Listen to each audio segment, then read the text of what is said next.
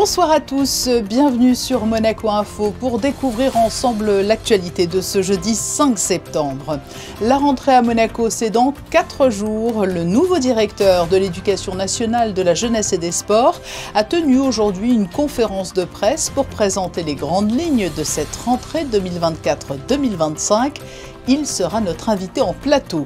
Nous vous inviterons également à découvrir en avant-première la grande nouveauté de cette rentrée, le collège Charles III transféré à l'îlot Pasteur. Le retour sur les bancs de l'école interviendra donc lundi, mais dans les sections sportives, déjà les rentrées s'échelonnent. Nous serons avec l'école de rugby dont les jeunes sportifs ont eu la chance de recevoir hier un champion olympique, Antoine Zegdar et sa médaille d'or. Nous serons également avec les jeunes volleyeurs de Monaco. Et pour débuter donc ce journal, les grandes lignes de la rentrée scolaire 2024-2025. Quelles en seront les nouveautés? Qu'est-ce qui attend les élèves de Monaco? Et surtout, comment le nouveau directeur de l'Éducation nationale, de la jeunesse et des sports entrevoit-il ce marqueur important de l'année alors qu'il s'agit de sa première rentrée à ce poste? Jean-Philippe Vinci est notre invité. Jean-Philippe Vinci, bonsoir. Bonsoir Patricia Navarro. C'est une rentrée très symbolique qui vous attend. Alors des rentrées, vous en avez connu en tant que professeur de philosophie, mais vous êtes aujourd'hui directeur de l'Éducation nationale de la jeunesse et des sports. Dans quel état d'esprit abordez-vous cette rentrée 2024-2025 ? Alors oui, beaucoup de rentrées. D'abord évidemment pour mon service et mon adjoint, M. Garossio, mais plutôt, je dirais pour tout le monde, la rentrée au nouveau collège que tout le monde attend. Donc la nouveauté est là, surtout. C'est attendu et c'est magnifique.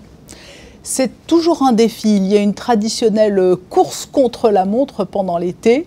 Tout est prêt ? Tout est prêt. Alors c'est vraiment été une course contre la montre puisque les équipes sont restées quasiment tout l'été. Il faut que j'en profite pour remercier l'équipe, l'établissement, une partie de ma direction qui n'a pas pris de vacances, je peux le dire, et pour que tout soit prêt, et ça sera prêt, ça sera fonctionnel. Vous l'avez dit, l'élément emblématique de cette rentrée, c'est ce collège, un nouveau collège pour les élèves. Alors cela vous a peut-être donné des sueurs froides, mais il faut le dire, ce sera un outil formidable pour le corps professoral et pour les élèves. Oui, c'est central, c'est polyvalent, c'est exceptionnel. On a une piscine à 8 lignes, on a un amphithéâtre de 300 places, un gymnase, évidemment des salles de cours magnifiques, avec un mobilier adapté pour faire de la pédagogie. Vraiment un outil ultra polyvalent et il va falloir le faire vivre maintenant qu'il est construit. Et il y a un potentiel incroyable. Vous avez un leitmotiv, Jean-Philippe Vinci, c'est le bonheur d'apprendre allié à l'exigence. Alors comment faire concilier ces deux données ? Alors c'est ce que je répète souvent, effectivement, l'école c'est le lieu de l'exigence et du bonheur d'apprendre. Ça me permet de repenser un peu ce que c'est que la compétition et la note. La note n'est pas... Il faut des notes, mais la note n'est pas simplement une compétition avec les autres, c'est surtout une évaluation par rapport à soi. Et plutôt que parler d'excellence, de notes, je préfère parler, moi, de bonheur d'apprendre, d'envie d'apprendre. Qui n'est pas du laxisme, mais qui doit se faire dans une certaine exigence. En fait, c'est respecter l'élève que de l'amener à progresser là où il est, comme il peut, chacun. Il y a une autre notion qui vous est chère, c'est le savoir être ensemble au sein de l'école. Alors, savoir-être, l'école, c'est pas simplement le lieu où on apprend, c'est le lieu où on apprend ensemble. C'est Philippe Mérieux qui a beaucoup travaillé là-dessus. Et donc dans le primaire, c'est déjà en place, mais on va continuer à développer ce qu'on appelle les compétences psychosociales. Alors qu'est-ce que c'est que les compétences psychosociales? C'est des capacités qu'on développe pour être mieux avec soi-même, mieux avec les autres. Et donc apprendre à vivre en groupe, ça peut s'apprendre à l'école. Et en fait, ce n'est pas antinomique avec les apprentissages, ça permet aussi de mieux apprendre, de mieux être, de mieux se poser par rapport aux autres. Donc c'est des compétences qui ne sont pas quantifiables, mais qui en fait sont essentielles maintenant au bien-être de l'élève et de l'enseignement. Parce que les recherches scientifiques ont montré que lorsque l'élève se sent mieux, il apprend mieux. On a parlé du bonheur d'être à l'école, du bonheur d'apprendre. Cela fait déjà maintenant plusieurs années que des campagnes régulières et de plus en plus importantes sont menées autour de la question du harcèlement scolaire. Cela reste une priorité, la lutte contre le harcèlement dans le milieu scolaire? Ah oui, c'est une des priorités fondamentales. Maintenant, la loi est mieux connue, les démarches sont mieux connues, les procédures aussi, les gens ont été formés. Donc on voit que ça donne des résultats. On a une hausse des signalements, ce qui ne veut pas dire qu'il y a plus de harcèlement, mais ce qui veut dire peut-être aussi que c'est mieux connu. Et donc là, on en connaît les procédures, on fait ce qu'il faut, ça doit être immédiat, c'est pris en charge. Oui, évidemment, ça reste une procédure, mais le harcèlement est un problème très large. C'est-à-dire, bien sûr, il y a du harcèlement au milieu de l'école, au milieu scolaire, mais le harcèlement, c'est sur les réseaux aussi. Et donc, on a entamé aussi un travail avec les parents d'élèves, parce que c'est évidemment, à la maison, on a eu des cas de harcèlement qui nous ont été signalés pendant l'été. Les enfants n'étaient pas à l'école. Mais c'est entre eux, sur les réseaux, et c'est très violent. Et ça, c'est insupportable, et bien sûr, c'est une de nos priorités. Il y a un autre maître mot de l'action de la DENJS depuis quelques années maintenant, c'est favoriser bien évidemment l'inclusion aussi de tous les élèves au sein du système éducatif scolaire monégasque. Alors oui, ça c'était une des actions suivies de mes prédécesseurs et c'est bien en place. Il y a beaucoup de choses en place. À Monaco, on a la chance d'avoir des dispositifs, les moyens de le faire. Donc c'est vraiment adapté à chaque élève et il faut que les mentalités changent.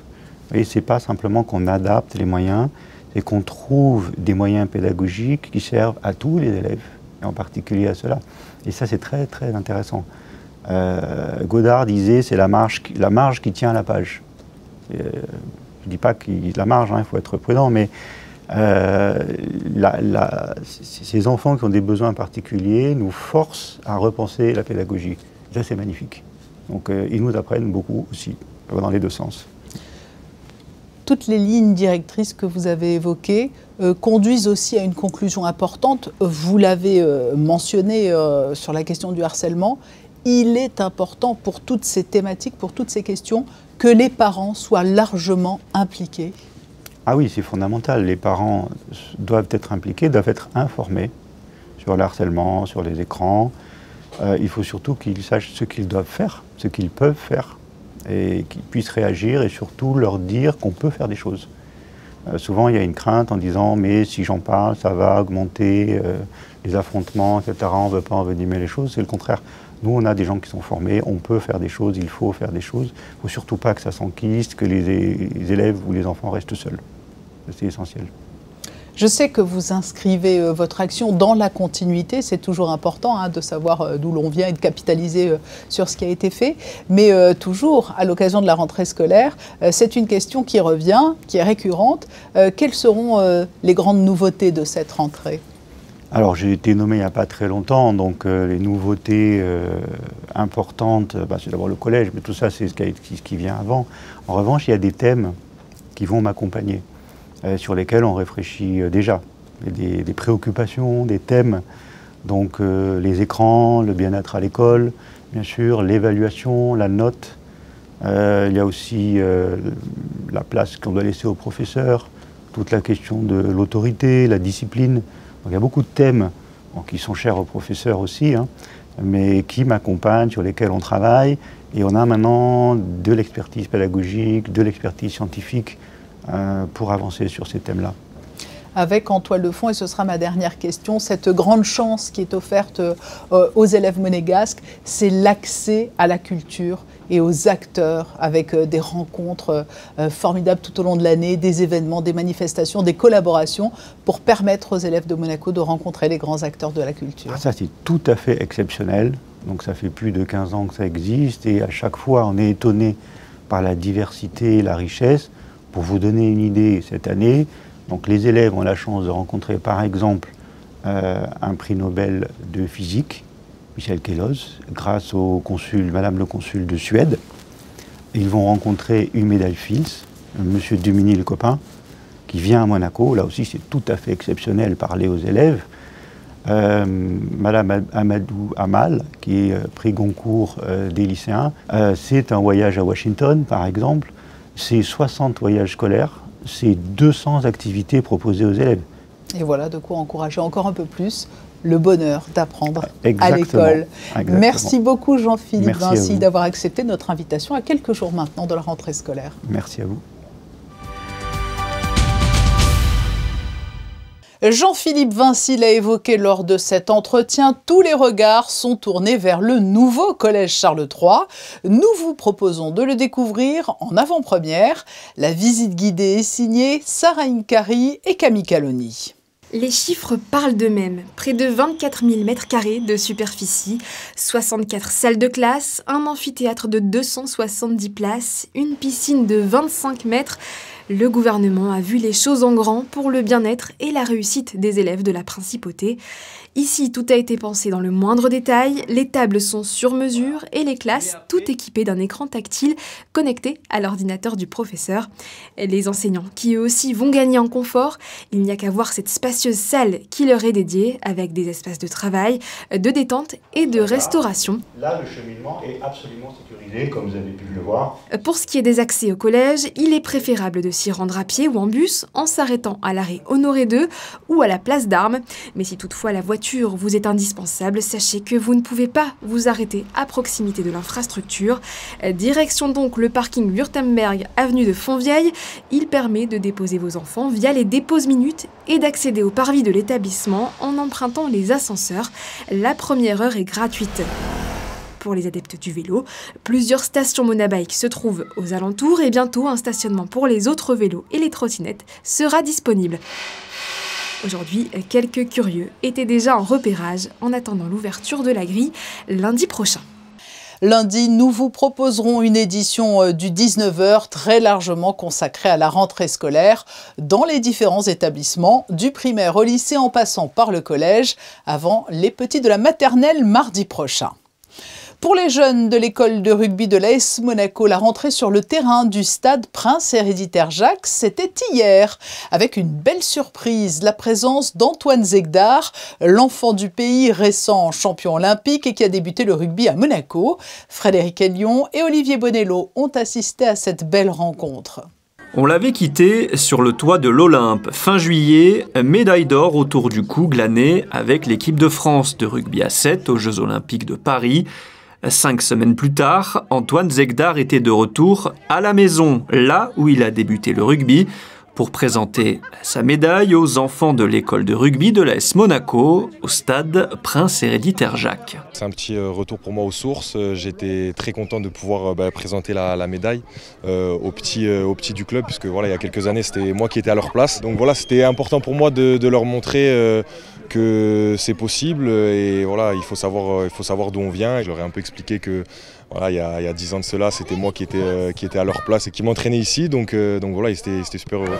Ça c'est un bout de téléphone ça. Aujourd'hui, c'est la rentrée des classes de l'école de rugby, donc on a la chance d'accueillir nos enfants de moins de 6 ans à moins de 14 ans au stade Prince Héréditaire Jacques. Et puis on a notre Antoine Zegdar national qui nous a fait une médaille d'or avec l'équipe de France et donc qui a répondu présent pour cette rentrée et donner un peu envie et faire rêver nos jeunes pour cette rentrée à l'école de rugby. Antoine Zegdar a multiplié les photos et les autographes, un beau moment de transmission et de partage sous le regard admiratif des enfants. C'est un modèle et tout, oui, parce qu'il sort du même club que nous, et il devient champion olympique et c'est un des meilleurs joueurs à 7 pour cette année. J'ai vu Antoine Zegdar avec sa médaille olympique, qui est un très bon joueur de rugby. Il a fait les JO avec Antoine Dupont. Mais elle est grosse! J'arrive même pas à la soulever, moi. Une rencontre qui va peut-être créer de nouvelles vocations. Le club propose d'ailleurs des séances d'essai gratuites pour les nouveaux licenciés, les mercredis après-midi et samedi matin, tout le mois de septembre. C'est la rentrée aussi pour les jeunes volleyeurs qui viennent de regagner leur terrain pour la reprise des entraînements. Cette année, ils sont plus de 430 joueurs au gymnase des Moneghetti et les inscriptions sont encore ouvertes. Entraînement et compétition, l'année s'annonce haute en couleurs. Reportage d'Émilie Flamin et Camille Caloni. Varvara est dans le club depuis 4 ans. Après une année pleine de réussite, en cette rentrée, elle est ravie de reprendre ses 5 entraînements par semaine, dans l'espoir d'un jour devenir professionnelle.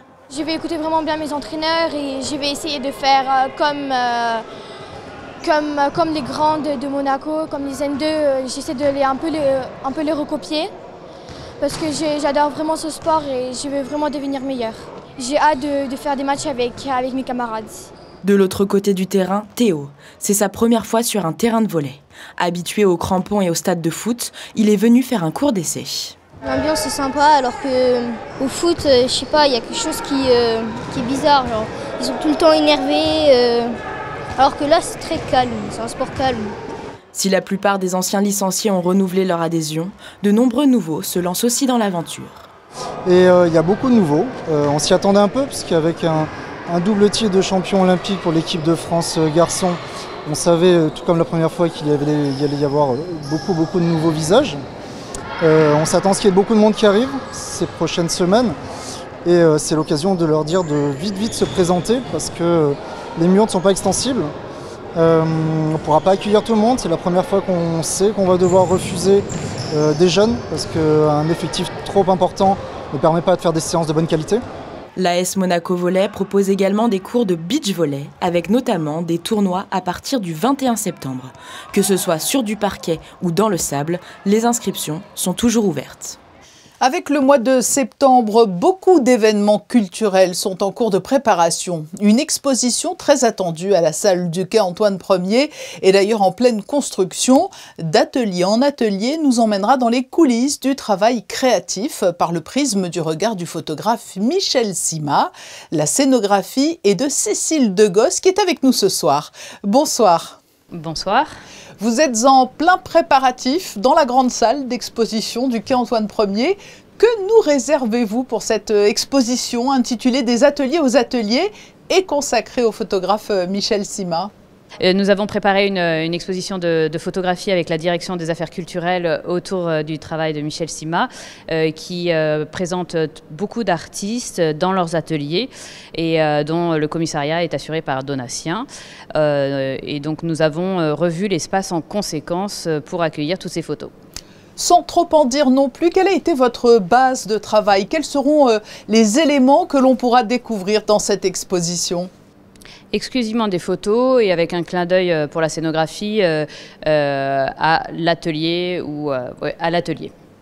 Ce n'est pas votre première scénographie à Monaco, hein, Cécile Degosse? Non, j'ai commencé par une exposition au Grimaldi Forum autour de Picasso. C'était en 2013 de mémoire. Et ensuite, j'ai travaillé sur la restructuration du parcours des visites au Palais. Et donc j'ai travaillé pendant 8 années au Palais pour refaire entièrement le parcours des visites. Et avec le succès que l'on connaît. Vous avez travaillé également avec de grands noms du milieu de l'art. Vous fourmillez de projets. 2 sont en cours, je crois, en parallèle. Alors, l'un au Petit Palais et l'autre à la Royal Academy of Arts de Londres. Alors j'en ai 2 au Petit Palais, j'ai l'Île Jeuforge et Ribera qui vont ouvrir successivement en octobre et en novembre. Et à la Royal Academy, c'est Michel-Ange, Raphaël et Léonard de Vinci qui ouvrira également au mois de novembre. Donc on le comprend, vous voyagez d'univers en univers et vous apportez votre propre touche créative, hein, c'est ce qui est enthousiasmant dans votre métier. Voilà, chaque exposition est un projet différent et je ne suis absolument pas spécialisée dans l'art contemporain ou l'art ancien. Ce qui est important, c'est justement de de traverser les siècles parce que chaque expérience apporte pour l'autre et chaque projet est nouveau et donc c'est ce qui est passionnant dans ce métier. Pardon de vous poser cette question car les scénographes sont libres et portés par leur propre style et leur propre touche, mais plus généralement, le travail de scénographie évolue tout de même au gré des époques et des tendances. De quelle manière les codes ont-ils changé au cours des dernières décennies? Alors déjà, la scénographie, on va dire, il y a une vingtaine d'années, n'avait pas beaucoup, entre guillemets, d'importance. Elle prend de plus en plus d'importance pour les expositions et le milieu de l'art est en croissance. Et donc, c'est vrai que de bien exposer les œuvres ou de bien les montrer, que ce soit pour une exposition, une maison de vente ou une galerie, a son importance. Et les codes changent. chacun a un peu sa propre esthétique, mais donc ça dépend aussi des musées dans lesquels on travaille, enfin les personnes avec qui on travaille. Il y en a qui n'aiment pas la couleur, d'autres qui aiment la couleur. Donc c'est tout un travail autour des volumes, de l'éclairage, des couleurs qui font un tout pour que le visiteur se sente au mieux pour voir une exposition. Et pour ce qui vous concerne, on pourrait dire qu'il y a une volonté d'adopter plutôt un style épuré, c'est cela ? Exactement. Je pense que même si c'est beaucoup de travail derrière, j'essaye toujours d'épurer au maximum pour mettre en valeur les œuvres, puisque le métier de scénographe, c'est vraiment un métier d'effacement pour mettre en valeur les artistes ou les œuvres qu'on expose. On le devine derrière vous, ce sera ma dernière question. Vous êtes en plein préparatif. Sur quoi portez-vous votre attention ? La lumière, les murs, l'espace, comment arrivez-vous à concevoir une scénographie et plus particulièrement celle-ci ? Alors, ce qui est important pour moi, c'est le travail des proportions, de bien scander l'espace et en fait de créer des volumes pour que ça soit, pour que le visiteur s'y sente bien. Évidemment, le travail de lumière est très important pour mettre en valeur les œuvres, mais donc une scénographie c'est un tout et il faut gérer toutes les petites problématiques également de circulation, de flux, de sécurité qui ne sont pas vues en général par le visiteur quand il vient, mais c'est vraiment je pense un travail d'architecture et de proportion. Eh bien, nous allons vous laisser finaliser ce travail de scénographie à la salle d'exposition du quai Antoine Ier. Merci Cécile Degos et nous donnons rendez-vous aux visiteurs à partir du 18 septembre. Merci. Autre exposition qui ouvrira ses portes très bientôt, celle consacrée à Léo Ferré. Il s'agit là aussi de photographie et elle débutera samedi dans un lieu plus qu'opportun puisque cette exposition se tiendra à l'espace Léo Ferré. Samedi, date à laquelle débutera, et pour 2 jours, la 13e édition du Salon du Livre. Cela se passera au Grimaldi Forum. De très nombreux auteurs seront présents.